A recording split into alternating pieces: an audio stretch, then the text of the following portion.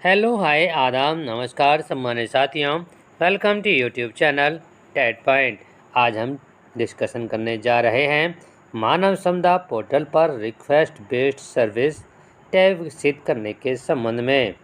यदि आपको वीडियो पसंद आए तो लाइक करें, सब्सक्राइब करें, बेल आइकन को प्रेस करें ताकि नोटिफिकेशन आपको सर्वप्रथम प्राप्त हो सके और शेयर भी करें। शेयर करने से ज्ञान घटता नहीं, ज्ञान बढ़ता है। साथ ही यदि आप हमारे यूट्यूब चैनल के व्हाट्सएप ग्रुप और टेलीग्राम ग्रुप से जुड़ना चाहते हैं तो आप इस वीडियो के डिस्क्रिप्शन बॉक्स में जाकर के लिंक के माध्यम से जुड़ सकते हैं। तो चलते हैं आज की वीडियो के शीर्षक की तरफ। तो याद है से 17 अगस्त 2022 का महोदय सूच्य है कि बेसिक शिक्षा परिषद के अंतर्गत संचालित विद्यालयों के शिक्षकों तथा शिक्षणेतर कर्मियों के वेतन भुगतान तथा अवकाश प्रकरणों के निस्तारण की कार्रवाई मानव संपदा पोर्टल पर ऑनलाइन माध्यम से की जा रही है। इससे प्रक्रिया में पारदर्शिता व गति आई है। सेवा संबंधी प्रकरणों के निस्तारण की व्यवस्था को अधिक पारदर्शी बनाए जाने हेतु आवश्यक है कि सेवा संबंधी अन्य विषयों को भी पूर्णतया ऑनलाइन तथा मानवीय हस्तक्षेप रहित करते हुए मानव संपदा पोर्टल पर के माध्यम से व्यवहृत किया जाए।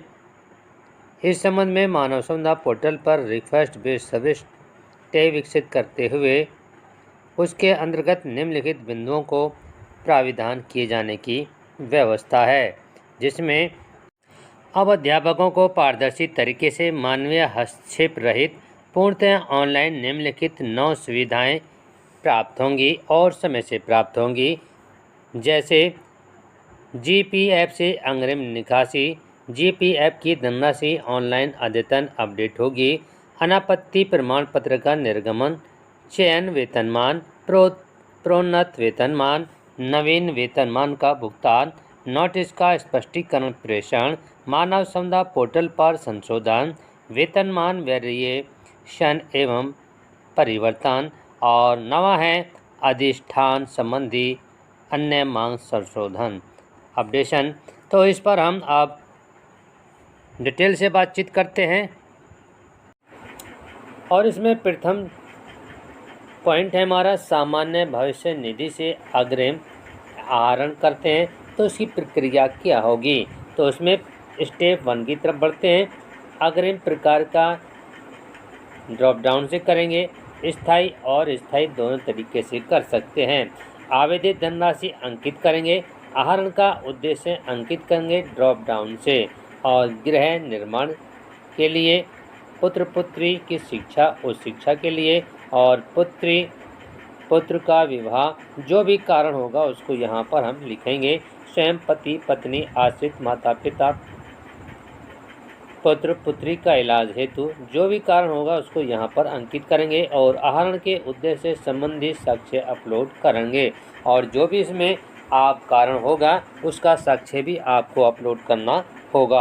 आहरण संबंधी आवेदन पत्र निर्धारित प्रारूप पर अपलोड करेंगे और आवेदन उपरांत एक संदर्भ संख्या जनरेट होगी, खंड शिक्षा अधिकारी के जनरेट होगी, जिसका निस्तारण खंड शिक्षा अधिकारी द्वारा किया जाएगा। जिला बेसिक शिक्षा अधिकारी द्वारा अनुसरण हेतु प्रदर्शित होगा। स्टेप 2 जो आता है वो खंड शिक्षा अधिकारी के पास आता है और इसमें अग्रसारित करेंगे वो खंड शिक्षा अधिकारी इस एप्लीकेशन को, और यदि वो अस्वीकृत करते हैं तो उसमें कारण लिखना होगा। खंड शिक्षा अधिकारी के अग्रसारित करने के उपरांत जिला बेसिक शिक्षा अधिकारी के पास क्यू जनरेट होगी, जिसका निस्तारण जिला बेसिक शिक्षा अधिकारी के द्वारा किया जाएगा और आवेदक के लॉगिन पर स्टेटस प्रदर्शित होगा। स्टेप 3 आ जाता है हमारा जिला बेसिक शिक्षा अधिकारी के पास। इसमें जिला बेसिक शिक्षा अधिकारी के पास 2 ऑप्शन हो जाते हैं, अग्रसारित करेंगे अथवा वो अस्वीकृत करेंगे।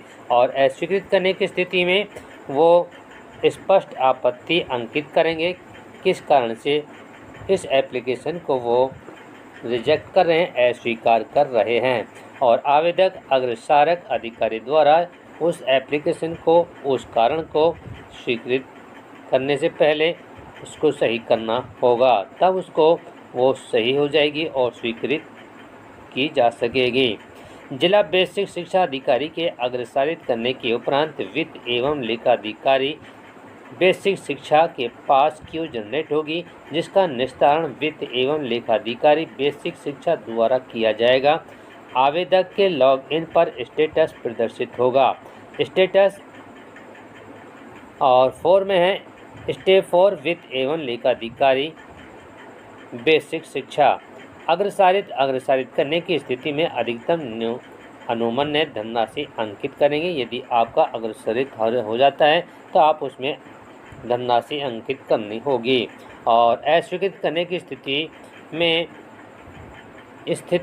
में स्पष्ट आपत्ति अंकित करनी होगी उनको, और आवेदक और अग्रसारित अधिकारी द्वारा सही की जा सकेगी जो उसमें आपत्ति अधिकारी ने लगाई है। वित्त एवं लेखाधिकारी बेसिक शिक्षा के अग्रसारित करने के उपरांत जिला बेसिक शिक्षा अधिकारी के पास क्यू जनरेट होगी, जिसका निस्तारण जिला बेसिक शिक्षा अधिकारी द्वारा किया जाएगा। आवेदक के लॉग इन पर स्टेटस प्रदर्शित होगा। स्टेप 5 है हमारा। स्टेप 5 जिला बेसिक शिक्षा अधिकारी स्वीकृत आदेश जारी। स्वीकृत आदेश में स्वीकृत धनराशि अंकित करेंगे और जिला बेसिक शिक्षा अधिकारी के स्वीकृत आदेश जारी करने के उपरांत वित्त एवं लेखाधिकारी बेसिक शिक्षा के पास क्यू जनरेट होगी, जिसका निस्तारण वित्त एवं लेखाधिकारी बेसिक शिक्षा द्वारा किया जाएगा। आवेदक के लॉगिन पर स्टेटस प्रदर्शित होगा। और छठा पॉइंट है मैं वित्त एवं लेखाधिकारी बेसिक शिक्षा स्वीकृत धनराशि के सापेक्ष बिल बनाकर भुगतान करेंगे। जब आपकी धनराशि पास हो जाएगी तो आप उसमें बिल बनेगा उसके आपके लिए। और अस्थायी अग्रिम की स्थिति में पैरोल मॉड्यूल में मासिक कटौती करने हेतु अंकन करेंगे। तो आवेदन खंड शिक्षा अधिकारी जिला बेसिक शिक्षा अधिकारी के लॉग इन पर स्टेटस प्रदर्शित होगा। अब बात करते हैं बिंदु नंबर 2, अनापत्ति प्रमाण पत्र का निर्गमन किस प्रकार से होगा, इसकी प्रक्रिया क्या होगी, इस पर बातचीत करते हैं। स्टेप 1 में क्या करना होगा, आवेदक को अनापत्ति प्रमाण पत्र का प्रकार ड्रॉप डाउन से करना होगा और शिक्षा ग्रहण करने हेतु, अन्य सेवा में जाने हेतु, पासपोर्ट निर्गमन हेतु, विदेश यात्रा हेतु का शिक्षा ग्रहण हेतु कोर्स। यदि शिक्षा ग्रहण करते हैं तो उसमें भी क्या है, कोर्स या उपाधि का नाम उसमें आपको अंकित करना होगा, उसमें लिखना होगा। कोर्स की उपाधि का सत्र लिखना होगा, कोर्स की उपाधि की अवधि लिखनी होगी, संस्था का नाम जहां से कोर्स या उपाधि प्राप्त की है उसका नाम लिखना होगा, और विज्ञापन नोटिफिकेशन संबंधी साक्ष्य जो भी होंगे उसको अपलोड करने होंगे। और आवेदन पत्र जनपद स्तर पर निर्धारित प्रारूप पर अपलोड करनी होगी। और क्या है आपका, अन्य सेवा में जाने हेतु परीक्षा परीक्षा का वर्ष, पद पर ग्रेड पे लेवल, परीक्षा का संस्था का नाम, विज्ञापन नोटिफिकेशन संबंधी साक्ष्य अपलोड करने होंगे। आवेदन पत्र जनपद स्तर पर निर्धारित प्रारूप पर अपलोड करनी होगी।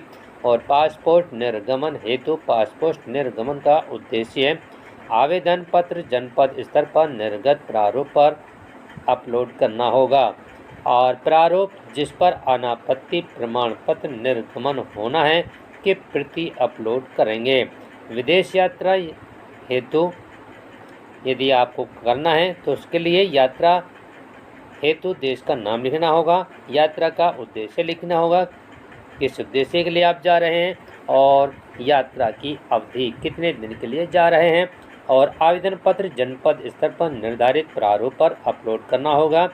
और आवेदन उपरांत एक संदर्भ संख्या जनरेट होगी, खंड शिक्षा अधिकारी के पास क्यू जनरेट होगी, जिसका निस्तारण खंड शिक्षा अधिकारी द्वारा किया जाएगा। और आवेदन जिला बेसिक शिक्षा अधिकारी को अनुश्रवण हेतु प्रदर्शन करना होगा। स्टेप 2 है हमारा, खंड शिक्षा अधिकारी के पास होगा स्टेप 2, और इसमें अग्रसारित कर सकते हैं अथवा अस्वीकृत कर सकते हैं। और अस्वीकृत करने की स्थिति में आपत्ति अंकित करेंगे, आवेदक द्वारा सही की जा सकेगी। जो आपत्ति की जाएगी उसको वक्त मिलेगा सही करने के लिए। खंड शिक्षा अधिकारी के अग्रसारित करने के उपरांत जिला बेसिक शिक्षा अधिकारी के पास क्यू जनरेट होगी, जिनका निस्तारण जिला बेसिक शिक्षा अधिकारी द्वारा किया जाएगा और आवेदक के लॉगिन पर स्टेटस प्रदर्शित होगा। स्टेप 3 जिला बेसिक शिक्षा अधिकारी के पास पहुंच जाएगा और विदेश यात्रा हेतु अग्रसारित करेंगे अथवा वो अस्वीकृत करेंगे। यदि वो अस्वीकृत करते हैं तो उसमें आपत्ति अंकित करेंगे और जो आपत्ति अंकित करेंगे आवेदक अथवा अग्रसारक अधिकारी द्वारा उसको सही करने का टाइम दिया जाएगा, उसको सही करेंगे। उसके पश्चात जिला बेसिक शिक्षा अधिकारी के अग्रसारित करने के उपरांत सचिव बेसिक शिक्षा परिषद उत्तर प्रदेश के पास क्यू जनरेट होगा, जिसका निस्तारण सचिव बेसिक शिक्षा अधिकारी उत्तर प्रदेश द्वारा किया जाएगा। आवेदक के लॉगिन पर स्टेटस प्रदर्शित होगा और अन्य बिंदु हेतु अन्य आपत्ति प्रमाण पत्र निर्गमन करें। अस्वीकृत होने पर अस्वीकृत करने की स्थिति में स्पष्ट कारण अंकित करना होगा और जिला बेसिक शिक्षा अधिकारी के द्वारा अनापत्ति प्रमाण पत्र जारी किया जाएगा और आवेदक तथा खंड शिक्षा अधिकारी के लॉगिन पर अनापत्ति प्रमाण पत्र प्रदर्शित होगा, जो कि डाउनलोड किया जा सकेगा। स्टेप 4 है जिला इसमें स्टेप 4 पहुंच जाता है सचिव बेसिक शिक्षा उत्तर प्रदेश के पास पहुंच जाएगा और इसमें विदेश यात्रा हेतु अनापत्ति प्रमाण पत्र निर्गमन करेंगे और अस्वीकृत होने पर अस्वीकृत करने की स्थिति में स्पष्ट आपत्ति अंकित करनी होगी सचिव साहब को और आवेदक अग्रसारक अधिकारी द्वारा उसको सही करने का टाइम दिया जाएगा, उसको सही कर सकते हैं। सचिव बेसिक शिक्षा अधिकारी उत्तर प्रदेश द्वारा अनापत्ति प्रमाण पत्र जारी किया जाएगा और आवेदक खंड शिक्षा अधिकारी जिला बेसिक शिक्षा अधिकारी के लॉगिन पर अनापत्ति प्रमाण पत्र प्रदर्शित होगा, जो कि डाउनलोड किया जा सकेगा। अब बात करते हैं चयन वेतनमान किस प्रकार से लगाया जाएगा, इसकी क्या प्रक्रिया है, इस पर डिस्कशन कर लेते हैं। चयन वेतनमान का फर्स्ट स्टेप है आवेदक और इसमें चयन वेतनमान संबंधी आवेदन पत्र संलग्न प्रारूप पर जनरेट करें और ऑनलाइन पूर्ण करें। चयन वेतनमान संबंधी आवेदन पत्र की स्वयं हस्ताक्षरित प्रति अपलोड करनी होगी। मैं घोषणा करता हूं कि उपरोक्त प्रस्तुत विवरण पूर्णतः सही है और विगत 10 वर्ष मेरे विरुद्ध किसी प्रकार की अनुशासनात्मक कार्रवाई नहीं की गई है, नहीं मेरे विरुद्ध किसी प्रकार की अनुशासनिक कार्रवाई चल रही है। टिक बॉक्स को टिक करेंगे। आवेदन उपरांत एक संदर्भ संख्या जनरेट होगी और खंड शिक्षा अधिकारी के पास क्यू जनरेट होगी, जिसका निस्तारण खंड शिक्षा अधिकारी द्वारा किया जाएगा। आवेदन जिला बेसिक शिक्षा अधिकारी को अनुसरण हेतु प्रदर्शित होगा। स्टेप 2 आ जाता है आपका खंड शिक्षा अधिकारी के पास। इसमें खंड शिक्षा अधिकारी उस एप्लीकेशन को उसको अग्रसारित कर सकते हैं अथवा अस्वीकृत करेंगे और अस्वीकृत करने की स्थिति में आपत्ति उस पर अंकित करेंगे और उसके लिए आवेदक को सही करने का टाइम दिया जाएगा। खंड शिक्षा अधिकारी के अग्रसारित करने के उपरांत जिला बेसिक शिक्षा अधिकारी के पास क्यू जनरेट होगी, जिसका निस्तारण जिला बेसिक शिक्षा अधिकारी द्वारा किया जाएगा। आवेदक के लॉगिन पर स्टेटस प्रदर्शित होगा। स्टेटस और स्टेप 3 जिला बेसिक शिक्षा अधिकारी के पास आ जाता है, वो उसको अग्रसारित कर सकते हैं अथवा अस्वीकृत भी कर सकते हैं और अस्वीकृत करने की स्थिति में आपत्ति उसको अंकित करनी होगी और आवेदक और अग्रसारक अधिकारी को सही करने का वक्त दिया जाएगा। जिला बेसिक शिक्षा अधिकारी के अग्रसारित करने के उपरांत वित्त एवं लेखाधिकारी बेसिक शिक्षा के पास क्यू जनरेट होगी, जिसका निस्तारण वित्त एवं लेखाधिकारी बेसिक शिक्षा द्वारा किया जाएगा। आवेदक के लॉगिन पर स्टेटस प्रदर्शित होगा। स्टेप 4 वित्त एवं लेखाधिकारी बेसिक शिक्षा अग्रसारित करेंगे अथवा उसको अस्वीकृत करेंगे और अस्वीकृत करने की स्थिति में स्पष्ट आपत्ति अंकित करनी होगी और आवेदक और अग्रसारक अधिकारी द्वारा सही की जा सकेगी, उसके लिए टाइम दिया जाएगा। अब बात करते हैं वित्त एवं लेखाधिकारी बेसिक शिक्षा के अग्रसारित करने के उपरांत जिला बेसिक शिक्षा अधिकारी के पास क्यू जनरेट होगी जिसका निस्तारण जिला बेसिक शिक्षा अधिकारी द्वारा किया जाएगा और आवेदक के लॉगिन पर स्टेटस प्रदर्शित होगा। अब बात करते हैं स्टेप नंबर 5। ये जिला बेसिक शिक्षा अधिकारी के पास आ जाता है और स्वीकृत आदेश द्वारा जिला बेसिक शिक्षा अधिकारी के स्वीकृत आदेश करने के उपरांत वित्त एवं जिलाधिकारी बेसिक शिक्षा के पास क्यू जनरेट होगी, जिसका निस्तारण वित्त एवं लेखाधिकारी बेसिक शिक्षा अधिकारी द्वारा किया जाएगा और आवेदक के लॉगिन पर स्टेटस प्रदर्शित होगा। स्टेप 6 वित्त एवं लेखाधिकारी द्वारा बेसिक शिक्षा स्वीकृत चयन वेतनमान के सापेक्ष मूल वेतन का निर्धारण करेंगे और पैरोल मॉड्यूल में भुगतान करने हेतु मूल वेतन अंकित करेंगे। आवेदक खंड शिक्षा अधिकारी जिला बेसिक शिक्षा अधिकारी के लॉगिन पर स्टेटस प्रदर्शित होगा। अब बात करते हैं प्रोन्नत वेतनमान। प्रोन्नत वेतनमान किस प्रकार से लगाया जाएगा, इसकी क्या प्रक्रिया रहेगी, इस पर बातचीत कर लेते हैं।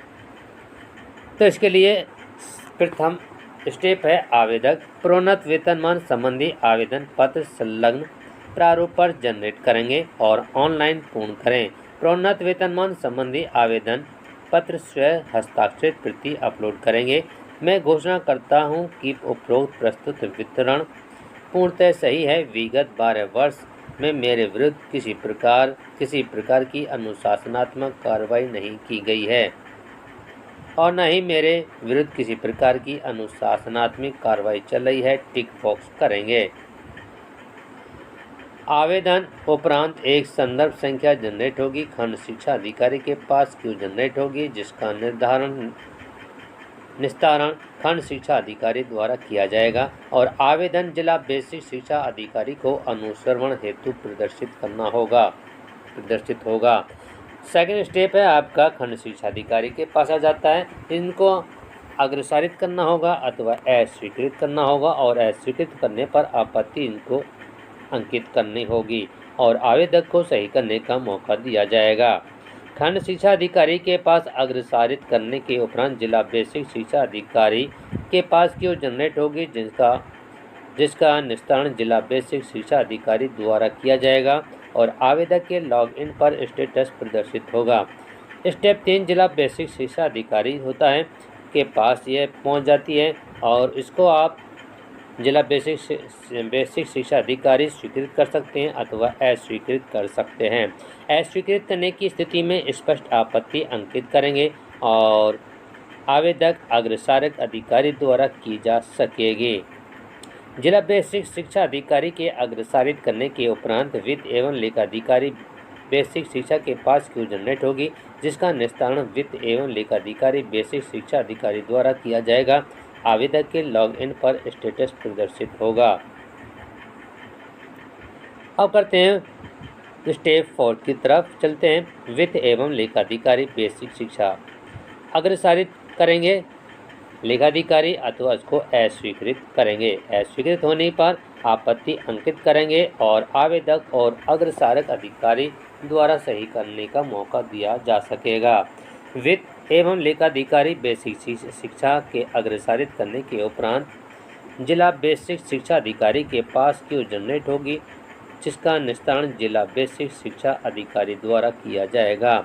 आवेदक के लॉगिन पर स्टेटस प्रदर्शित होगा और स्टेप 5 जिला बेसिक शिक्षा अधिकारी स्वीकृत आदेश जारी करेंगे और जिला बेसिक शिक्षा अधिकारी के स्वीकृत आदेश करने के उपरांत वित्त एवं लेखाधिकारी बेसिक शिक्षा के पास क्यू जनरेट होगी, जिसका निस्तारण वित्त एवं लेखाधिकारी बेसिक शिक्षा द्वारा किया जाएगा। आवेदक के लॉगिन पर स्टेटस प्रदर्शित होगा। और छठा पॉइंट है हमारा छठा स्टेप है वित्त एवं लेखाधिकारी बेसिक शिक्षा स्वीकृत प्रोन्नत वेतनमान के सापेक्ष मूल वेतन का निर्धारण करेंगे और पैरोल मॉड्यूल के में भुगतान हेतु मूल वेतन अंकित करेंगे। आवेदक खंड शिक्षा अधिकारी जिला बेसिक शिक्षा अधिकारी के लॉगिन पर स्टेटस प्रदर्शित होगा। इस तरह से यदि हमारी वीडियो पसंद आ रही हो तो लाइक करें, सब्सक्राइब करें और हम इस वीडियो का पार्ट 2 आगे बनाने जा रहे हैं, क्योंकि ये वीडियो ज़्यादा लंबी हो जाएगी। इस कारण से हम इसका 2nd पार्ट बनाने जा रहे हैं। और इस वीडियो का पार्ट सेकंड हम इस वीडियो के डिस्क्रिप्शन बॉक्स में इसका लिंक डाल देंगे।